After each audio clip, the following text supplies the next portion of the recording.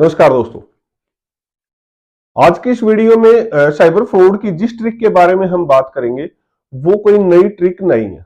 वो सालों पुरानी ट्रिक है, लेकिन आज भी लोग उसके शिकार बन रहे हैं। और अगर ऐसा हो रहा है तो कहीं ना कहीं जागरूकता की कमी है, अवेयरनेस की कमी है। हम अपनों के साथ वो बातें साझा नहीं करते हैं जो हमें करनी चाहिए। और इसके लिए दूसरी वजह है क्विक रिस्पॉन्स। इस वीडियो में मैं आपको एक केस बताऊंगा जिसमें सिर्फ एक एसएमएस के द्वारा वो पढ़ा लिखा नौजवान ठगा गया। दोस्तों, मेरे पास एक शिकायतकर्ता आता है। नौजवान लड़का है, पढ़ा लिखा लड़का है। वो कहता है कि सर मेरे पास एक कॉल आती है और कॉल करने वाला मेरे पिताजी के नाम को भी जानता है। और वो कहता है कि आपके पिताजी के मुझे 5,000 रुपए वापिस लौटाने और मैं आपको यूपीआई कर रहा हूं।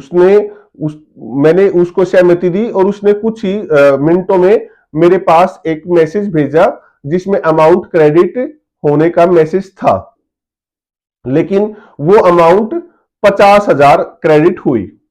जैसे ही मैसेज मेरे पास आया उसके तुरंत बाद ही उसकी कॉल आई और उसने कहा कि बेटा मुझे आपके पिताजी के 5,000 रुपए लौटाने थे और वो जल्दबाजी में 5,000 की जगह 50,000 रुपए आपको सेंड हो गए हैं। तो 5,000 रुपए आप अपने रख के 45,000 रुपए 45,000 रुपीज मुझे वापिस कर दो। उसने इमरजेंसी बताई कि मुझे और पेमेंट करनी है, बहुत जरूरी है। जैसे ही उसने इमोशनल उस लड़के को, उस नौजवान लड़के को अपनी बातों में उलझाया और उसने उसको विश्वास दिलाया कि 50,000 रुपए आए हैं और साथ में मैसेज भी आया हुआ था। वो युवक उसकी इमोशनल बातों में झांसे में आ जाता है और उसको विश्वास हो जाता है कि मेरे पास अभी मैसेज भी आया था 50,000 रुपए क्रेडिट होने का, जिसमें रेफरेंस नंबर भी दिया हुआ था। वो लड़का तुरंत उसके बताए गए नंबर पर 50,000 रुपए जो उसके पास आए थे उनमें से 5,000 रुपए अपने रख के 45,000 रुपए 45,000 रुपए वापिस सेंड कर देता है। उसके बाद जैसे ही वो अमाउंट सेंड करता है, कुछ ही देर के बाद वो जब अपना अकाउंट चेक करता है तो अकाउंट में कोई 50,000 रुपए आए नहीं थे, बल्कि उसने 45,000 रुपए भेजे हैं। फिर वो युवक उस मैसेज को देखता है जो क्रेडिट के लिए आया था। फिर उसे समझ में आता है कि मैं साइबर ठगी का शिकार हो गया और फिर वो अपनी शिकायत दर्ज करवाता है 19 स्टेज पे। उसके बाद वो पुलिस स्टेशन पहुंचता है। दोस्तों, हमें यहां पे इस केस में हमें एक बात देखने को मिली कि हमें किसी के ऊपर जल्दी विश्वास नहीं कर लेना है। दूसरी बात, हमें चीजों को वेरीफाई करना है। आपको मैं बता दूं कि बैंक कभी भी 10 डिजिट्स मोबाइल नंबर से आपको क्रेडिट या डेबिट अमाउंट का मैसेज नहीं भेजता है। उनके अपने बैंक जब भी आपको डेबिट या क्रेडिट के लिए मैसेज भेजेगा, उनके अलग तरीके के मैसेज होते हैं। जैसा कि आपने भी नोट किया होगा जब आपको कोई अमाउंट डेबिट हुई होगी या क्रेडिट हुई होगी।